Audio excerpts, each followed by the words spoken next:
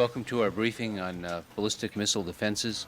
We have, as you can see, a stalwart team to take your questions, but we'll only be answering questions on this particular topic, the Ballistic Missile Defense Program. Is this on? It's about to go on. You can give us a brief statement about Bosnia, considering the events that take place. Your crack team in Bosnia, I'm sure, is on top of these events.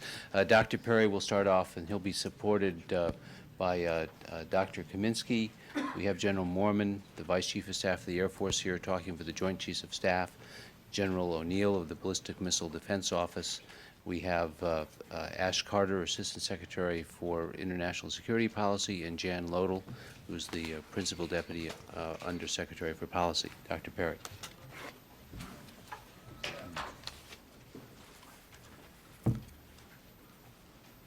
All of our adult lives, we have lived with a dark cloud hanging over our heads, threatening the extinction of all mankind with a nuclear holocaust.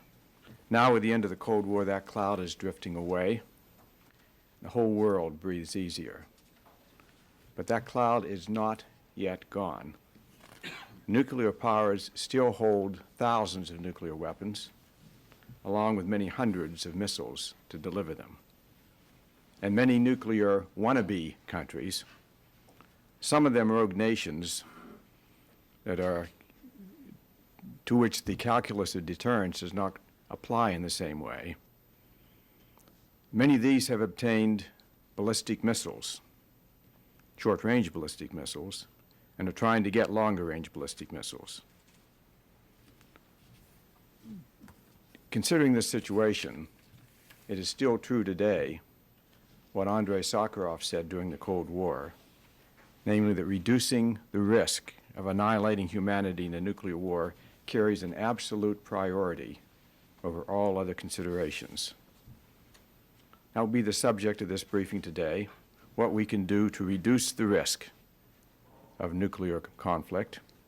And we're going to talk specifically about one component of that, what we do to meet the ballistic missile threat.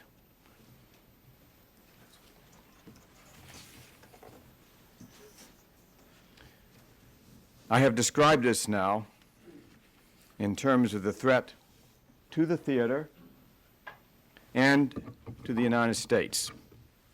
Theater from short-range ballistic missile, which pose a threat to our allies and to our troops deployed in the theater, and then the longer-range missiles, which are a threat to the United States. And our strategy for dealing this has three different components: preventing or reducing the threat, deterring the threat, or defending against the threat. We'll be talking today about defending against the threat, but I wanted to put this in the context, because when we think about this problem, we do not think just of defense. We think of this whole complex strategy. For example, preventing or reducing the threat in the theater, we have the Non-Proliferation Treaty, the Framework Agreement with North Korea, the INF Treaty, MTCR, export controls. All of these work together as ways of preventing or reducing the threat. Threat to the United States, reduced through the START Treaty, through the START II Treaty, if it becomes ratified in Russia. And we've had an extensive program on actually dismantling the warheads and the missiles that have been directed against us in a so-called Cooperative Threat Reduction Program, which is supported by the Nunn-Lugar funds. So this is our first line of defense against ballistic missiles, preventing and reducing that threat. The second line of defense is deterrence. In the case of the strategic missiles, threat to the United States, our strategic nuclear forces have been a bulwark deterrence for now 3 decades. And that will continue. We have smaller nuclear forces now than we did a decade ago, but they are still very powerful and quite capable of carrying out this deterrence mission. In the case of the theater forces, we have theater nuclear forces to serve as deterrent, and we also have a counter-proliferation function in that we can have some level of deterrence of limited nuclear attacks by the very power of our conventional forces. And now finally, if these two lines of defense do not work, we have to be prepared to defend directly against a threat. In the case of the strategic threat to the United States, the National Missile Defense Program, which we will talk about today, and the Theater Missile Defense Lower Tier and Upper Tier Program. We will be discussing these programs today.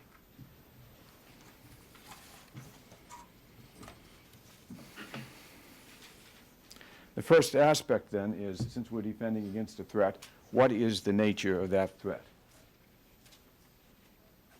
The theater threat, short-range missiles, that threat is here and now.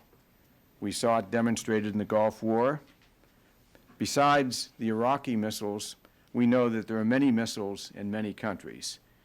More than 1,000, many thousands of missiles are out there and deployed today in these short-range ballistic missiles, and as many as 30 different countries, some of these quite hostile to the United States. So when we consider this threat is here and now, widely dispersed, and has to be taken very seriously. In addition to that, we see a medium-range threat emerging. Some rogue nations are developing their own medium-range missiles, in particular North Korea developing the No-Dong missile. And some others, rogue nations, are buying these missiles or trying to buy them.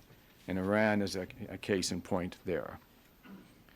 Besides the missiles with the conventional warheads, we have a threat today from chemical and biological warheads.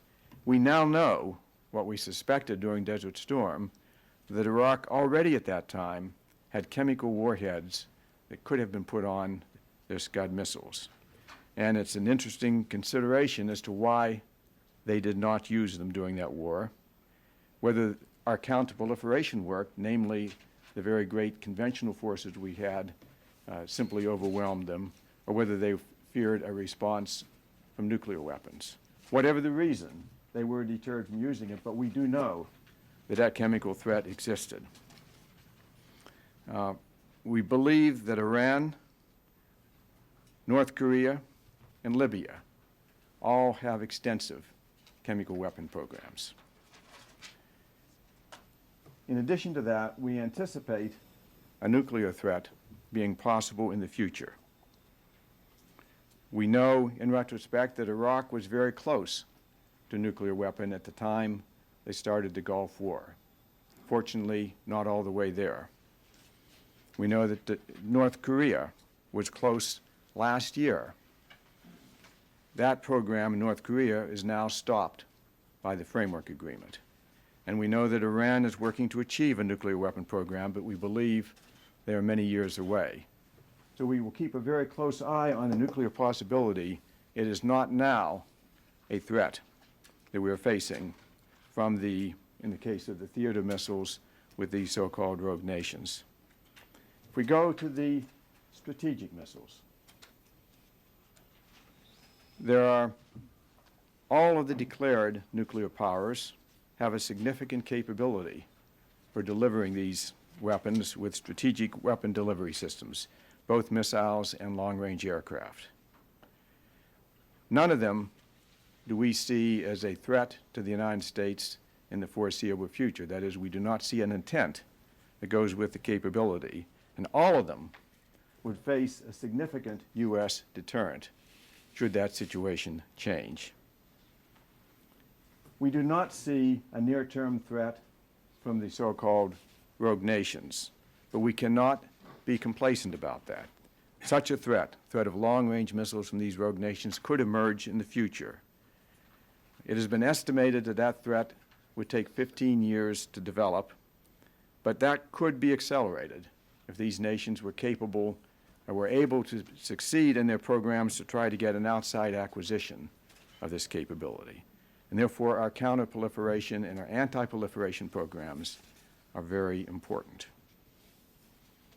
Let me now briefly discuss what we do to defend against these threats.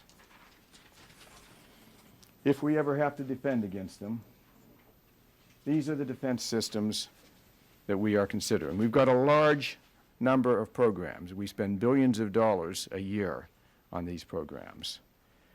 First of all, we have programs already deployed.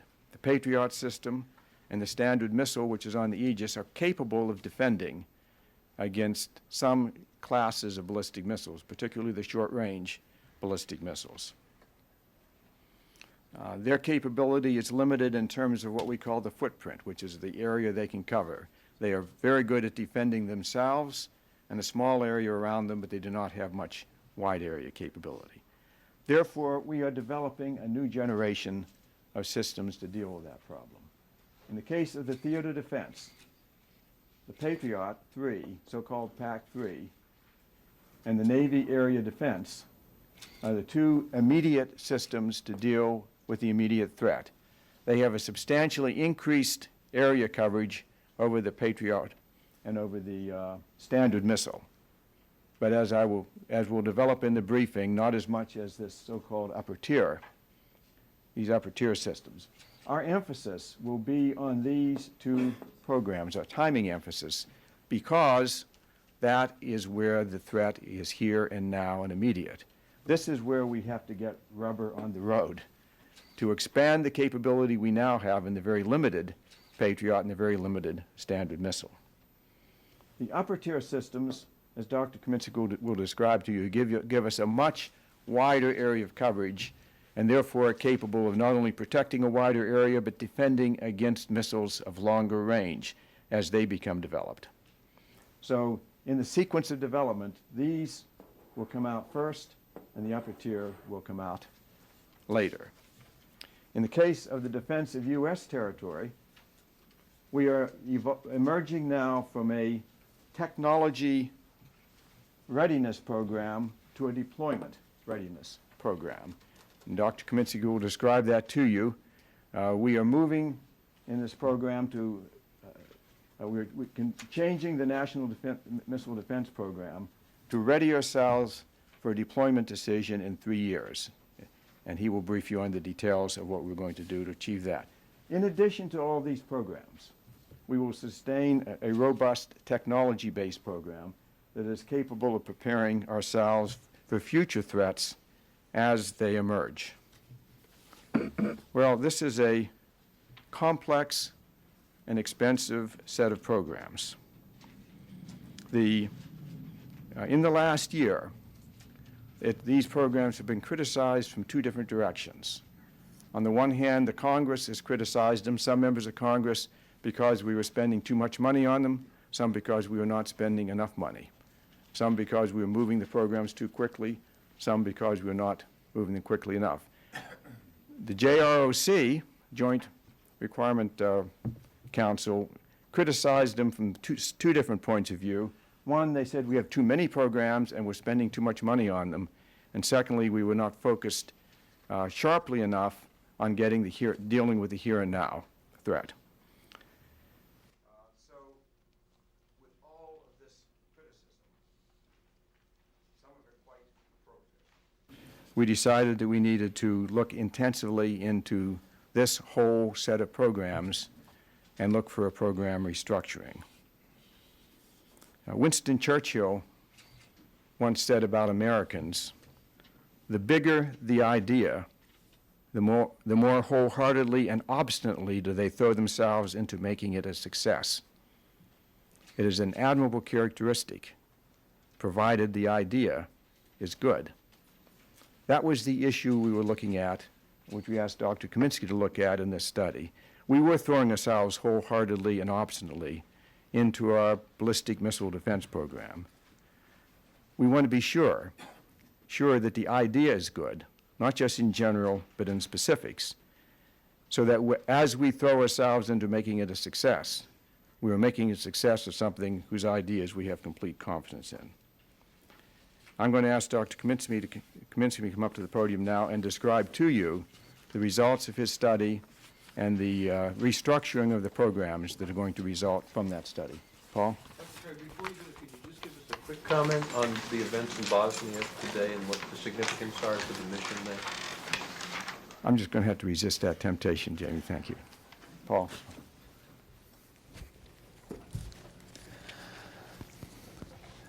I've been involved now over the past several months in the review that Secretary Perry described.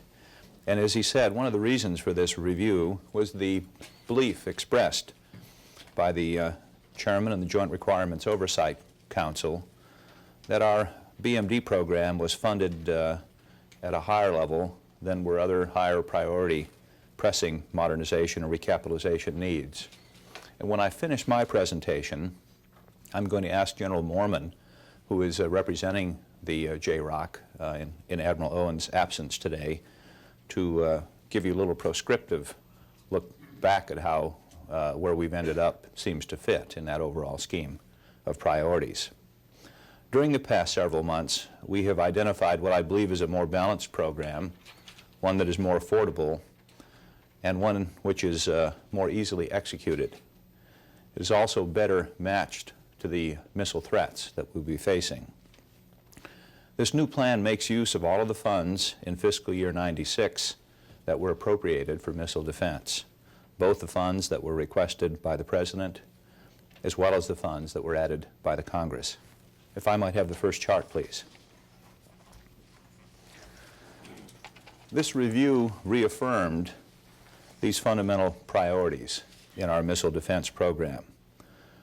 First priority being to defend against theater ballistic missiles and cruise missiles. And of this first priority, the first underlying priority is to field systems to defend against the existing short to medium range missiles that are deployed in the theater. This is our so-called TMD lower tier systems that I'll talk about more in the future. The next priority was to proceed at a prudent pace to add wide area defenses and defenses against the longer range theater missiles as that threat emerges. This is the so-called TMD upper tier program. Second in priority was to develop the capability to defend against ICBMs and cruise missiles which may threaten the United States in the future, the so-called National Missile Defense Program. And then finally, developing a robust technology base to underlie these two programs, both the TMD program and the NMD program, to be able to advance our capability over time as the threat systems may become advanced. What I'd like to do now is illustrate these systems and how they fit. This first chart describes the situation in the theater today. We have two systems that are fielded. We have the Hawk, which is fielded by the Marine Corps, and the PAC-2 GEM system. The areas covered on this chart give you some sense for the sort of area covered or protected by the system. The Hawk capability is very limited, very thin. The PAC-2 capability is the capability that was used in Desert Storm. The GEM capability, in fact, is an enhancement over that basic PAC-2 capability, which we have now incorporated and fielded. It gives the system a more robust capability than that which we had fielded in Desert Storm, but still not a sufficiently robust capability, in our opinion, to deal with a deployed threat. So our first priority in this whole program is to enhance this capability of our lower tier systems beyond the capability that we now have deployed. And that's shown on the second chart. These are the two systems that we have in development now for our lower tier capability. And I've drawn, again, these protection umbrellas to the same scale I had done in the previous chart to give you some feel for the enhanced area covered by these two systems. The first system is the PAC-3. This would be a system fielded by the Army, which is a much more capable derivative of the PAC-2 system. It, in fact, involves a different kill mechanism rather than an exploding warhead. This is a hit-to-kill system. And I can't really illustrate suitably on this diagram the enhanced lethality that goes with it. I can only illustrate the enhanced area coverage. But the enhanced lethality is equally important. Also shown on the chart is the Navy Area System, previously referred to as the Navy Lower Tier System. This is a capability possessed by the SM-2 Block 4A missile when it completes its development that would be carried on Aegis ships. This capability has the advantage of being mobile, that is, being able to be deployed on ship to a theater. Neither of these programs involve a significant technical risk at this point. What's ahead here is a matter of execution of the programs to complete development and to field these two programs. And what we intend to do, as I'll describe to you in our execution program, is to ensure that we have a robust program to proceed with both of these, to field this capability and to do so as early as possible.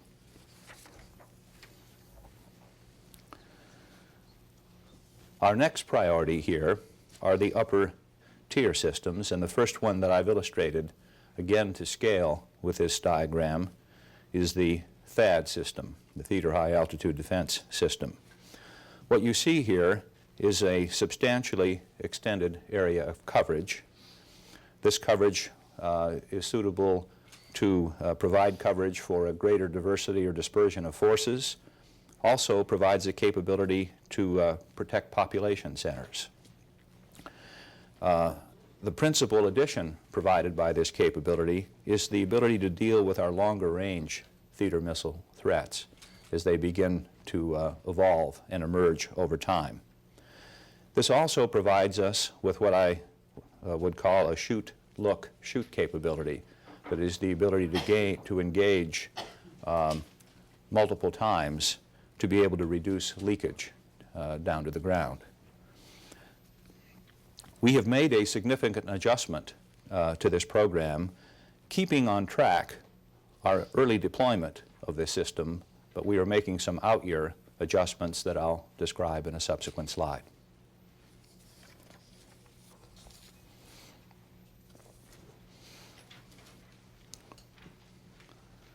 The system added here is the Navy Theater-Wide System. This adds the same generic kind of capability that I illustrated earlier in the upper tier THAAD system, again providing longer range of coverage and a wider area protected.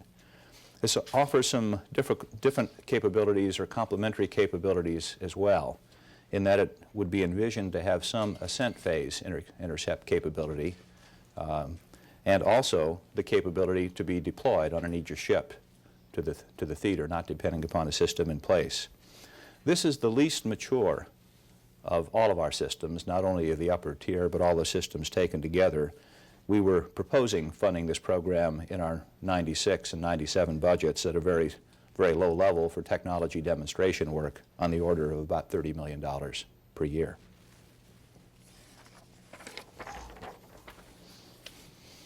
Let me describe now where we've come out in our lower tier approach.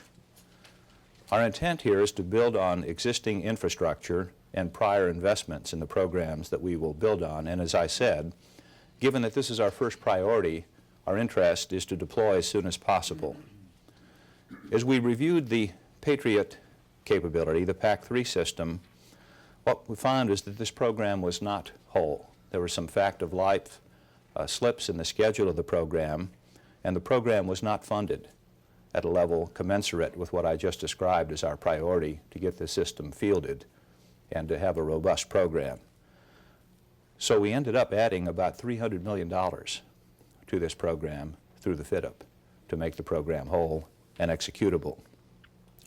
As we had some facts of life slips at the beginning of the program, we adjusted the endpoint of the EMD program in concert with that so that we didn't take on a higher risk program. We also looked at fielding the system. We had originally planned to field 9 battalions of this system.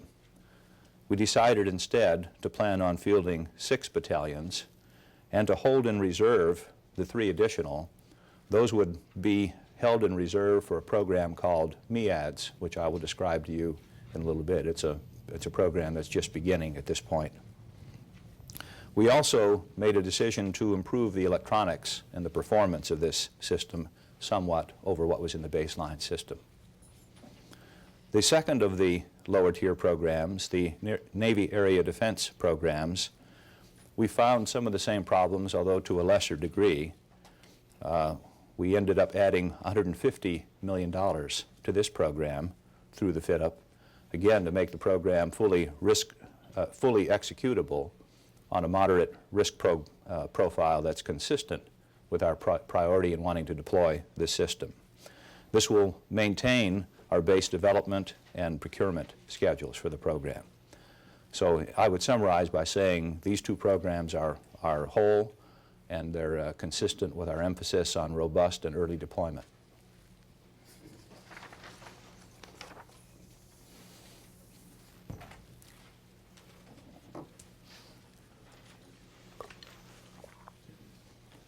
In our upper tier systems, the most mature of these systems is the THAAD program.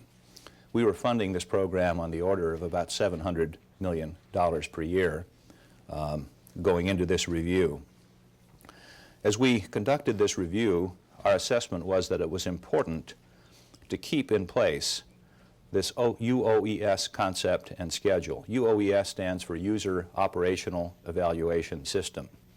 This provides us the capability to provide a very limited deployment, but early on where it's needed. This would be a deployment of about 40 missiles and 2 radars, which could be maintained early in the theater.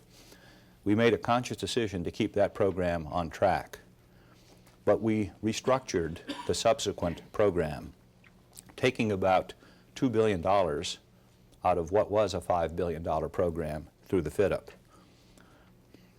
What we will be doing here is 2 things.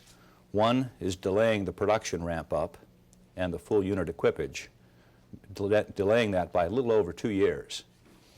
And the second thing we will be doing, we really had 2 major configurations of this system. We had the UOES configuration, the early deployed configuration, and then we had an objective system. And the objective system had many enhancements incorporated in it. We applied our cost as an independent variable approach here to look at those enhancements, what they cost and what they bought us. And what we ended up with, which was an approach that went about halfway towards the original objective system. It included things such as seeker and radar improvements, but it did not incorporate all the improvements that we would have had in the objective system that was the baseline. So what we have ended up with, I describe as UOES Plus. That is, it's an enhanced system over what would be deployed initially, but not enhanced to the level that was in the baseline objective system. In the Navy Theater-wide program, what we have committed to do here is to begin concept definition studies and technology demonstrations to be able to pick the best solution. This is a program in which there was a substantial add by the Congress in FY96. We had funded this program at $30 million in FY96 and had planned to fund it at $30 million in FY97. The congressional add in FY96 was $170 million. We have elected to spend that money over 2 years and not begin a full commitment to this program at that rate, but to proceed with a more gentle ramp-up that will allow us to proceed to a system-level intercept flight using the combination of the Aegis platform, the Standard Missile launch and propulsion vehicle, and the LEAP configuration of an intercept vehicle. But as I said in the first bullet, in parallel we will be doing some concept definition studies to find out what we think is the best configuration to proceed with on this program. We have made a substantial add to this program, starting out as at a slow pace, as I indicated, but through the fit-up, about a $600 million add has been made to this program for it to ramp up to a significant annual investment. The average is about $130 million per year.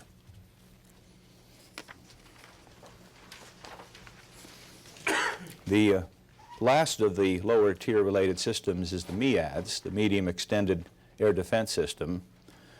I show this system last because it really is a different character than the other systems. For example, the PAC-3 system is oriented in a particular threat direction.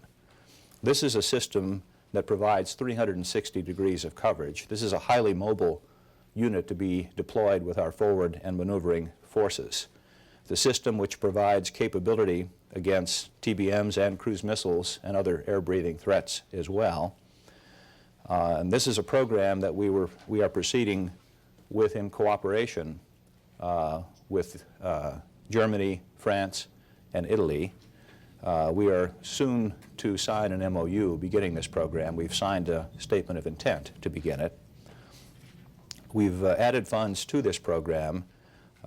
It's at the rate of about $30 million per year to take us through a program definition validation phase that completes in '99. This is a program that would replace Hawk that I showed on the first slide, and also would ultimately replace Patriot. And as I indicated, we are holding 3 of those Patriot battalions in reserve, which would be filled with this MEAD system when developed and deployed. Let me now switch to the second major priority, national missile defense. Here, our intended program is the position to U.S. to respond to a strategic missile threat as it emerges. We are not making a commitment to deploy a system today. What we are doing, though, is shifting our emphasis from a technology to a deployment readiness. Secretary Perry, in his testimony last year, described the so-called 3+3 program that we were considering. What we've done here is made a commitment to the first 3 of the 3+3 that Secretary Perry described. So within these 3 years of development, what we would do is develop and begin testing of the elements of an initial national missile defense system. If after 3 years we saw a threat situation that warranted a deployment, in another 3 years that system could be deployed. So from where we stand today, deployment would be 6 years away. If a decision were made to deploy after the first 3 years, an IOC could be achieved in 2003. What we will be doing here is taking the $370 million that was added by the Congress in FY96 and spending these funds over 2 years to make a more reasonable startup of a program that can be sustained. We will be spending more early in the fit-up and less later. We expect to increase our investment by $100 million a year in both 97 and 98, and once this development base is built up, to reduce our funding by a commensurate amount in the out years, so the net change through the fit-up ends up being about 0. The development program that I'm describing, this 3-year program, will be a treaty-compliant program. The system components that will be being developed could either comply with existing treaty limits, or if a threat situation warranted, and I underscore here that we're not making any commitment to a deployment. A deployment decision of any sort is conditioned on seeing a threat that we believe warrants the expenditure of deployment funds. But we would have the components available as well if the threat situation demanded to allow us to deploy and to make technical adjustments to the treaty should they be required by that specific threat situation. We will preserve thereafter a capability to deploy within 3 years, enhancing the base from which we would make that deployment departure over time, continuing in this process to advance the technology to add elements as required, and possibly to reduce deployment timelines as the situation warranted. I think this program is best illustrated by this diagram. What we have committed to fund is this yellow line. So we'll be moving down here in a track in which after 3 years, 97, 98, and 99, we will have the option to make a deployment decision. If the threat warrants making that deployment decision, then we'll move off on this green arrow, and it will take us 3 years before that system is deployed. So the first deployment date would be 2003. I want to emphasize that the green arrows here aren't funded. That is, there is no money in the budget to fund the execution of that deployment. Those funds would have to be added at the time that we see the need to make that deployment decision. How much does that cost? It depends upon the option looked at. The lowest price options are probably in the range of about $5 billion, and they go up from there depending upon how robust. What we would intend to do in this baseline program is to continue to enhance our base, to have a more capable set of components and system capabilities, so that if we deployed sometime later on, the capability would be enhanced. And I've illustrated that schematically by the relative capability at the bottom. And there is an error on this chart. This yellow here should be green. Everything green on this chart is unfunded. Everything yellow is funded in the program. And so the idea is, if we moved quickly in response to a threat that we saw in 3 years, the kind of capability that would be fielded in 2003 would be a very limited capability, be a very thin capability. The scale is supposed to be the relative capability, the performance of the system, how robust it is against threats. And what I'm trying to illustrate here is if the deployment were made in the near term, it would be a fairly thin capability. As time goes on and we continue to enhance the base, the capability that would be achieved with a deployment would continue to enhance. And the issue here is that what we want to do is to be in a posture to be 3 years away from deployment so that we can respond to any visible signs of the emergence of a threat. And that it doesn't make sense to us to make a deployment decision in advance of that, because the capability that would be achieved would be lesser. What's sensible to do is to continue to enhance the capability so that the base you have to build on is an improved base that you can exit from when it's needed, so that the capability when it's deployed is the best, most cost-effective capability that's available at the time.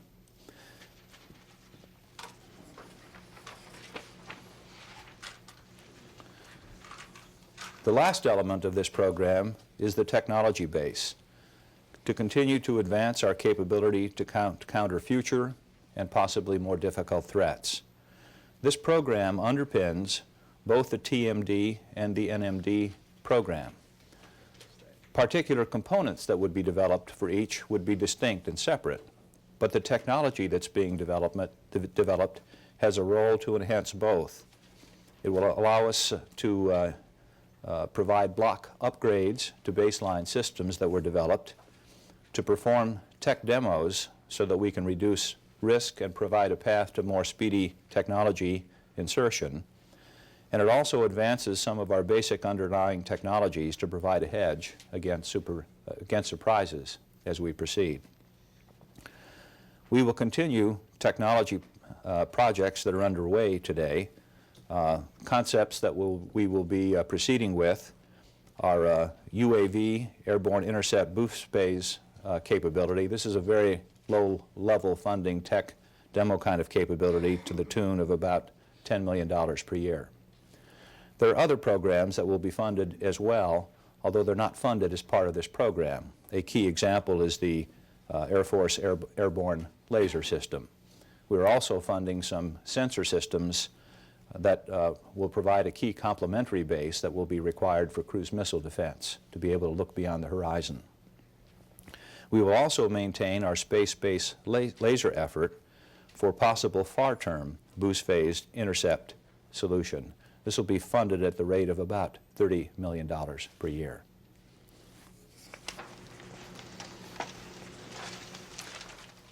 In summary, our BMD priorities end up remaining as they were in the past. First priority, to theater missile defense, to deal with the threat that exists today. Second, to national missile defense. And third, to the supporting underlying technology base.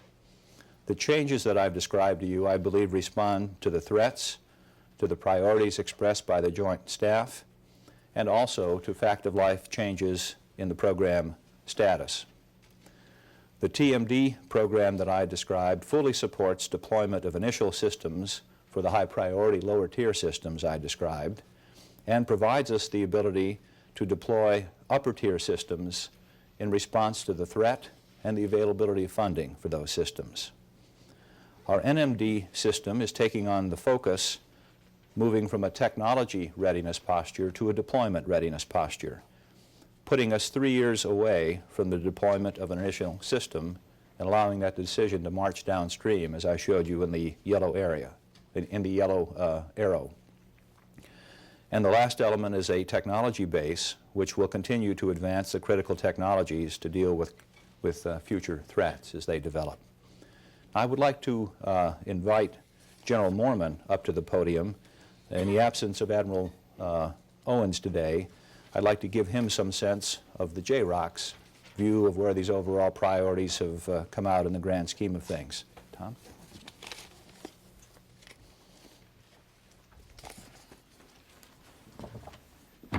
Thank you, Dr. Kaminsky. Good afternoon, ladies and gentlemen. As Dr. Kaminsky says, I'm Tom Moorman. I am the Vice Chief of Staff of the Air Force. But today I'm not going to be speaking to you as the Vice Chief, but rather representing Admiral Bill Owens. And I want to talk to you about the JROC's perspective of theater missile defense, because we went through an independent review in this area. Perhaps it's appropriate for say a few words about the JROC beforehand, so to put this committee into, or this council into context for you. The JROC grew out of Goldwater Nichols. It brings together the service vice chiefs, and it is chaired by the vice chairman of the Joint Chiefs of Staff. It is an activity that the vice chiefs spend somewhere between 10 to 15 hours a week in meetings reviewing joint capabilities.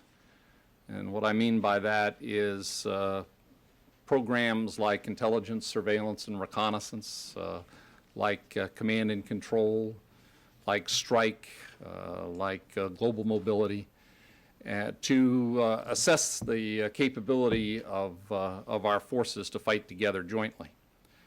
Another thing we do is we keep track of the formal requirements process. And our intent there is to make sure that we're vigilant, that we don't have requirements creep, and we are in the front end identifying the kind of new programs we want to build. In spending that much time on the weapons systems for the Defense Department, we see a lot of challenges ahead of us. There are challenges like duplication. There are challenges like in trying to ensure jointness and interoperability. But the biggest challenge, and the thing that drove the look at theater missile defense, was a need to free up money for recapitalization. You may have heard General Shalikashvili mention the fact that it is our goal to have $60 billion worth of procurement dollars a year to recapitalize the force. That is a major challenge. And what we want to do is, in that recapitalization effort, fund the highest payoff, highest priority efforts. So with that as a background and with that in context, the JROC reviewed theater missile defense. Initially, it was an independent review, and I'll come back to the interaction that we had with the acquisition community in Dr. Kaminsky's study. But as Dr. Perry said, the JROC had a view that theater missile defense needed a look. One of the reasons was that it was one of the highest threats and most difficult problems that grew out of the Desert War, and we have not fielded anything since then, and so we wanted to make sure the emphasis was continued to be placed on theater and missile defense. We also believe that the program, as Dr. Perry mentioned, we thought that there may be perhaps too many programs, and that our emphasis should be on the near-term threat. Finally, and every bit as significantly as the other reasons, is we wanted to make sure that we had harmonized the Army and the Navy programs. And I'll come back to that. We met several times on this subject, and in addition to that, we enlisted the counsel of retired general officers from every service. And we made some conclusions that I'd like to share with you. And these conclusions were in the form of recommendations from the JROC committee to the chairman and the service chiefs. And I want to emphasize that these conclusions were very much, or recommendations were very much threat-driven. One of the recommendations was to add dollars to the next generation Army system, PAC-3, and the next generation Navy system, Navy lower tier. And the reason for that was that to ensure stability and buy a little insurance on those programs to ensure they would be delivered when we needed them. We also harmonized the target sets, and what I mean by that is we considered both the Army and the Navy program together and the concept of sharing the mission. This allowed us to recommend a buy of fewer missiles, thus saving quite a bit of money. We plussed up battle management, command and control, which we believed had not gotten sufficient emphasis. And we directed that there should be an integrated joint architecture for theater missile defense. We believed that there was prudent risk to slow down the THAAD program, the Army's THAAD program, as well as Navy theater-wide program.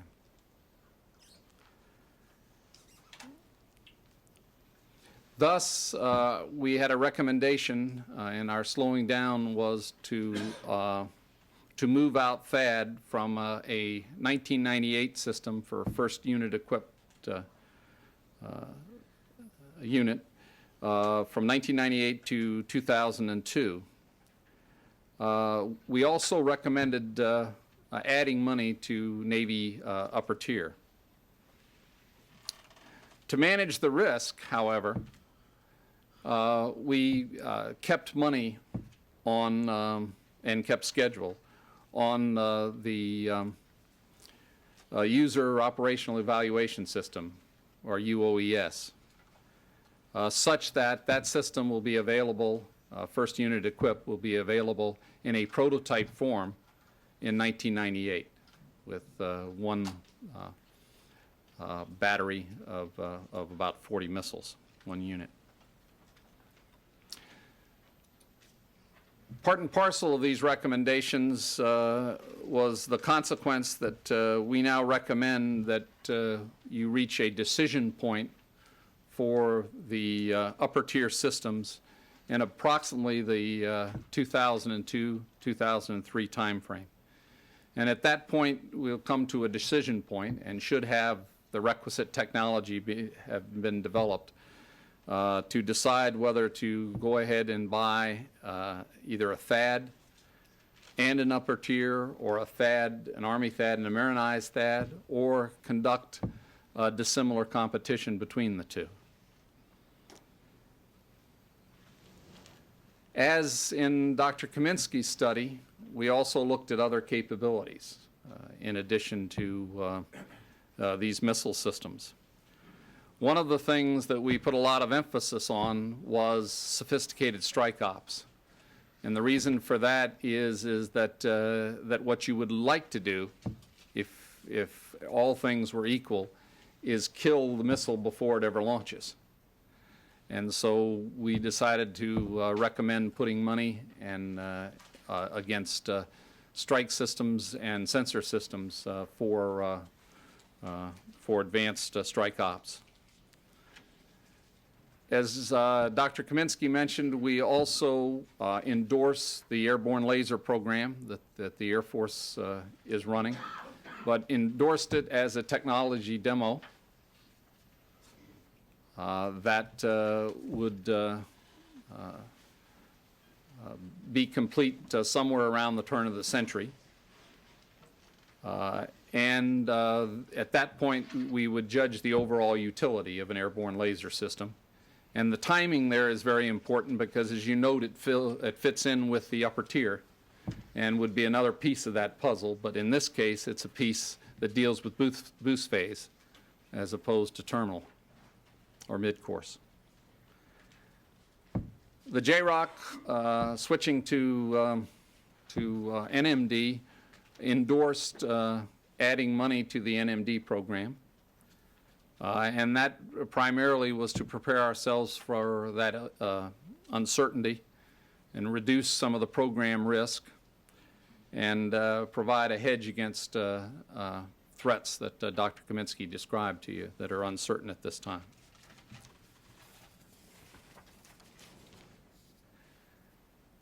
Having done all this, this was documented in a letter from all the service chiefs and the chairman to the Secretary of Defense. It provided an input to Dr. Kaminsky's study, and over the course of the last several months, Bill Owens, representing the JROC, and Dr. Kaminsky got together, and we were very close together, quite frankly, in our view of this program and the priorities. So let me summarize where we are. From my perspective, the JROC reviewed this program, put an awful lot of time reviewing this program. We reprioritized theater missile defense. In the near term, we brought insurance by plussing up PAC-3 and Navy upper tier.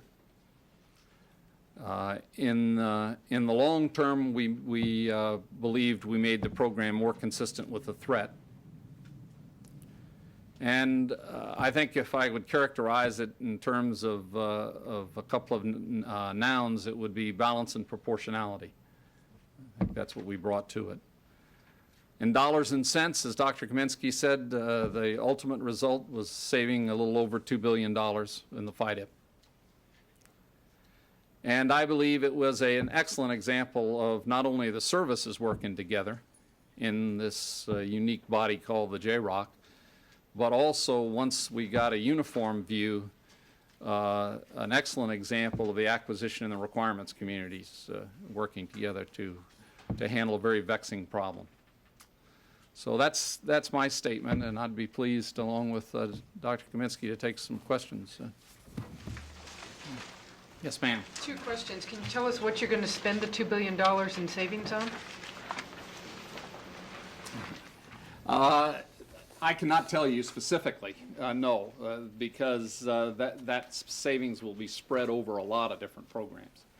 But one of the premises that we had in doing that, or one of the things we recommended, that where you were saving money in specific service-specific programs, we would try to return money to the services. So the money goes back to the services for them to spend on recapitalization? In the case where it is a service program, when it's General O'Neill's money, for example, not. So. Can I just follow up? I had a separate question. I don't really understand what's going on with boost phase intercept. I thought that from the policy perspective that the threat of chemical and biological weapons was such a high priority that you considered it another top priority to destroy enemy missiles over their space and not ours. So what has changed that's made you now reduce the BPI? The priority hasn't changed. The availability of solutions is what's driving our investment. We think the Air Force investment in the technology demonstration program in the ABL program is a wise investment, and along with that, we're just making a small supplementary investment in a kinetic kill program, which is more advantageous potentially than other things we've looked at in terms of its ability to be forward deployed over a theater. But what we're dealing with here is an absence of good other robust solutions. I also want to come back to the comment General Mormon made about attack operations. That is another way to address that problem. When you say the kill vehicle, are you talking about the attack operations of fixed-wing aircraft solution? The technology program I was talking about was a UAV-carried kill vehicle. In attack operations, we're talking about a variety of fixed-wing, land-based systems like ATACMS could play in that arena, that is, being able to attack with ground-based missile systems, air-delivered munitions. The issue there has to do with more often the associated surveillance to find the threat systems. Is BIMDO still going to fund a fixed-wing attack option? We're going to fund the $10 million a year demonstrator program that I described, the UAV program. Let me comment quickly on that, because I might have confused you a bit. On ABL, that is funded in the Air Force. And you're quite right, we consider that extremely important. And your comment about being able to get it early, and that's the reason for that. And we've got a lot of money leading towards that concept development, the tech demo after the turn of the century. The sophisticated attack ops are generally funded within the airframes or the systems that they're that would use them, for example. And we're looking at sensors and weapons, for example. Let me explain one more piece of the strategy. The ABL has some key demonstrations coming up. Within a year or so, there's a key propagation demonstration associated with propagating a small beam of energy through an awful lot of atmosphere. We'll know a lot more about where that program is headed when we complete that demonstration in a year. What we wanted to have is a hedge. That looks like our most promising program. We're carrying this other technology demonstrator as a hedge, as an alternate means to address the problem. Dr. Yes. Kaminsky, I have to ask you about the Patriot. You're adding $300 million to the PAC-3. Does that result in the system being available earlier than it would otherwise be? No. When is it going to be available? No, the first unit equipage for the Patriot will be in '99, fiscal year '99. This is not advancing the deployment date.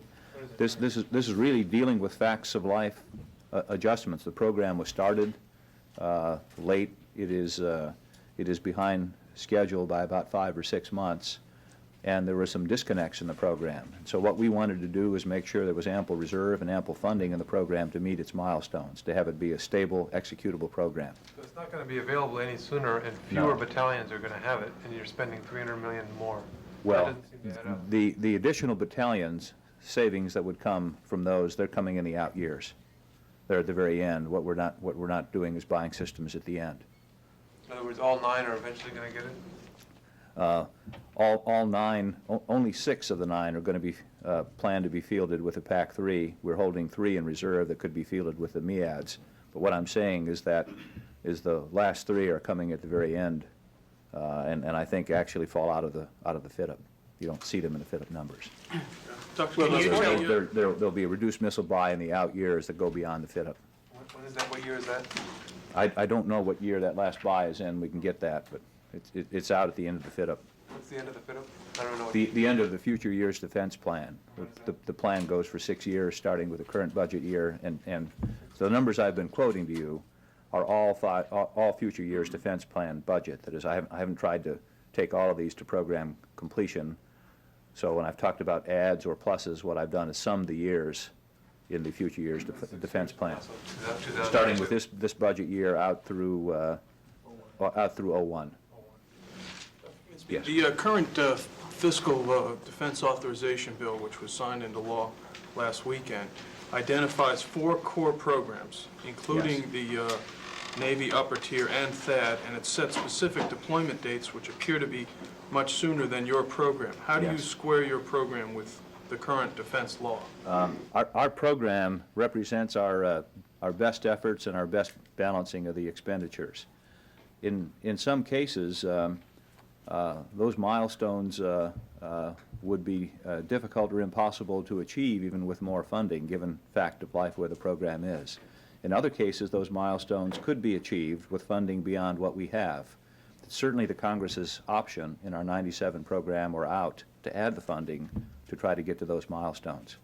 And if I could follow up also, General Shalikashvili yesterday expressed some frustration that 5 years after the Gulf War, when the largest single group of casualties was caused by a missile, we don't have any fielded missile defense system, and as he mentioned, these programs had slipped. Why is that? Why hasn't there been a missile defense system fielded, and what caused the slippage? There is a missile defense system fielded, the PAC-2 system, which is a thin system. It's designed as an anti-aircraft system, and it's very limited. Yes, it is very limited. The GEM system provides some enhancement to that. The system we're developing now, these systems take time. They've got to be tested. Let me just indicate for you the sort of problems that you run into when systems are reaching out a few hundred miles. Imagine the complexities of finding ranges to do those tests, to work through the clearance issues. These are large and complicated programs, and it isn't simple a matter to field them in a year. We were moving out full bore on our PAC-3 and our SM-2 Block 4A programs. Those programs are not funding limited. Seems like you rearranged all the marbles in this air defense kit bag, but you didn't actually terminate any programs. So was that a consideration to actually terminate programs? Now, what we did here was delay the start of a major program. That is the kind of ramp-up that would have gone with a congressional add to the Navy theater-wide system would have made a commitment to a full-blown start of a program. So it depends whether you want to call it a cancellation. In this case, it was delay of a commitment to one of those core programs. And what we did, on the other hand, was to ensure that the programs that we had were fully funded and executable programs. Even in the THAAD program, where we made an adjustment to the out years, we kept intact the critical core of that program to deliver the UOES capability. So what I did not want to do is what I would describe as a salami slice of cutting something from each program without any expression of priorities. Instead, what we did was fully funded the programs we thought were important and deferred the start of the ramp-up on the NTW system. Which specific national defense option are you going to pursue in order to meet your 3+3? We're not committed to a specific deployment option. We will be looking at many components and testing them, and there will be some necking down that will constrain the options that are available to us. It's too soon for me to tell you where that would be constrained to at the moment. Would you expect the TADS, the 40 TADS to be available for South Korea to meet General Luck's request? If a decision hasn't been made, I mean, is there some idea that that is how you would meet General Luck's request? That's certainly an option. I don't get to decide that. My job is to develop them and have them available, and the SYNCS priority system will decide where they get distributed. That certainly looks like a place where they might be used. And that is how they're set up then. They're not experimental, and they have to stay at an experimental base. They could be sent to... No, the idea would be that it would be available for operational employment, but understanding that it is a DEMVAL system or a prototype system. Wouldn't be fully supported with logistics, for example. But it definitely would be a factor in satisfying SYNCS requirement. You're quite right. Yes. How much? I'm not quite sure how you get the $2 billion savings. You take $2 billion out of THAAD, but you're plussing up a bunch of programs. If I do my math, that falls short of $2 billion. What are your total savings? The total are let's see, but actually it's about 2.5 billion when I count all the programs. I think. That's with money that you save past the FIDA? Through the fit-up. All the numbers that I'm giving you cut off at the fit-up. Sir, one of the large expenditures... Sorry. If I could just correct one. Let me introduce General Neal. One of the large expenditures was for an advanced capability that we put in starting in '98. There was $1,171 million in that advanced capability. If you look at the monies that were put into Navy theater-wide and into MEADS, that adds up to about 600 and something. So out of that line alone, there was about $500 million that could be called part of this $2 billion saving. This advanced capability was a wedge to be allocated to programs as we neck down. We hadn't done the necking down last year. Yes, okay. One, could you put a number on the BMC-3I plus up